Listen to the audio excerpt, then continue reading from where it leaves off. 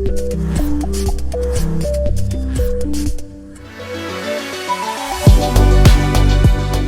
my name's Steve Walker from Promise Money, and today I'm going to talk about interest rates and what we think they're going to do, because the market has been in turmoil recently and they've been going up. We're at the end of July, towards the end of July 2023, and we've seen inflation going up, and therefore swap rates have gone up. Now, swap rates determine generally what's going to happen to mortgage rates, and what swap rates are what the mortgage market thinks might happen to interest rates. So therefore, what they think might happen generally follows, because everybody goes, oh crikey, if that's what's going to happen, we're going to do the same.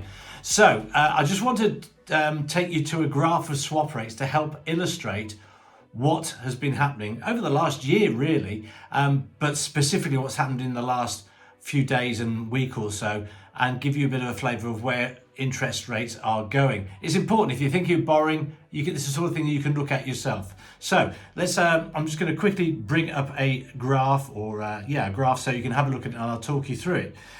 So if you look at the graph that's on the screen at the moment, on the far left-hand side, you'll see September, where swap rates were below 2%, below 2.5%. They were very low. And then as we went into September, they started to climb. And then you can see that massive spike, and that was Trustgate, really. And that just sent swap rates through the roof, because the economists didn't have confidence in what was going on. They thought interest rates and the cost of money is going to go up in the longer term. And if the cost of money for lenders goes up on the international markets or whatever markets, that means the cost of money for us consumers goes up. So you can see that big spike there midway through September and into October. Then there was a recovery from that, and they started to come down. And you can then see as we went in towards January time, they were bobbling up and down. There were little fluctuations around that time. Let's just look at a more recent, the last 6 months. So once you get to February, you can see there we are down at about 3.4. And as we went into March, there was talk of, we might have a handle on inflation now. And myself included, I thought, okay, we're now going to see rates probably coming down, because swap rates were going down, the longer term markets were going down in March. That indicated that there's a likelihood that towards the back end of the year, we ought to see the interest rates coming down from where they were at that time. But then there was talk of inflation not being under control. There was talk of interest rate hikes coming. And as soon as there's talk of that sort of thing, you can see what happened. April, there was a bit of a jump. We get an increase in interest rates. Inflation isn't coming down. May to June, there's another jump. And then June to July, you can see there's another massive big jump. And that's when there was talk of interest rates going up to what they did do, 5%. And then only last week, there was talk of, inflation doesn't seem to have gone up as much as we thought. It could be coming down, and the markets have reacted. And you can see there in mid to late July, they've come down from probably around 4.9-ish to 4.4-ish. Now that is a big drop in a short period of time. And the consequence of that is that if that continues, then all the banks are looking at this on a daily basis. The banks and lenders are looking at swap rates. What's our money going to cost us? And therefore, where do we need to price it in the long term? Now that says to me that we should expect to see over the next couple of weeks, and some lenders will be faster than others, some reducing fixed rates. This doesn't affect your variable rates, because they are dictated by what the interest rates are set at the moment. So if the interest rate is at 5%, you could be paying 5% plus. You could easily be paying 7, 8, 9%, depending on the type of finance you're taking out and the type of mortgage.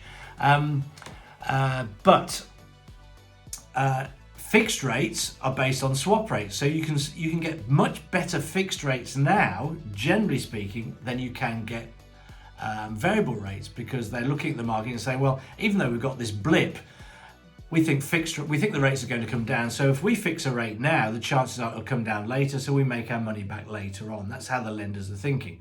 So you could get yourself into a fixed rate now, but look at the swap rates. They're going to be coming down. I think fixed rates are going to be coming down because of what's happening in swap rates. So I'm not going to advise you on which mortgage to take, but what I would say is watch the market. I think we're going to see rate swapping. And if you're juggling up, should I go fixed or variable? That's a really interesting dilemma, because if you go into a variable rate now, you're going to be paying 5% plus whatever the lender's margin is. And that could easily take you much, much higher than the fixed rates. But if you get into a fixed rate now, then you're stuck with that for the next however long. Whether it's a 5-year or a 2-year. Now, a lot of people are going for 2-year fix because they're thinking, right, I don't want to be stuck in it for too long, but you'll pay a bit more for a 2-year fix than you will for a 5-year fixed, generally.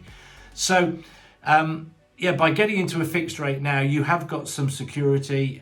You do know that your rate's going to be the same for a certain period of time, but you could find, had you gone for a variable rate, which means you'll be paying more right now, if interest rates come down, which is what the markets are suggesting, or what swap rates are suggesting, that interest rates should start to come down soon, then if the Bank of England interest rate comes down, you could find that could drop below your fixed rate. So the margin plus the base rate could be less than you're paying on your fixed rate. I can't tell you which is right, who knows, because let's go back to last March, we all thought rates were going to be starting to drop round about now anyway.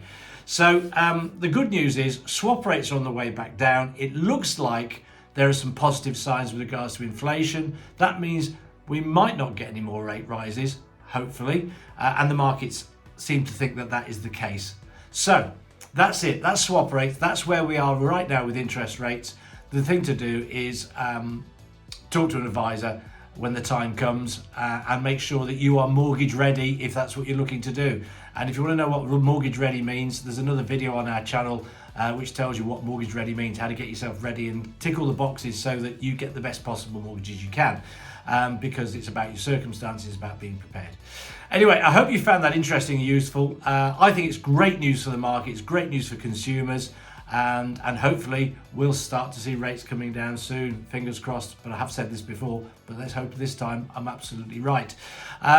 So please do share this video on Facebook, share it on YouTube or wherever else, because I think it's really useful information so that people know what swap rates are and what's going on behind the scenes, behind what we see on the interest rates from the lenders. And do subscribe to our channel and subscribe to YouTube, Promise Money on YouTube, or if you want more information, go to promisemoney.co.uk. But the important thing to do is get yourself mortgage ready and then talk to an advisor about the whole of market, not just one lender. Hope that was useful, and talk to you soon. Thanks. Bye-bye.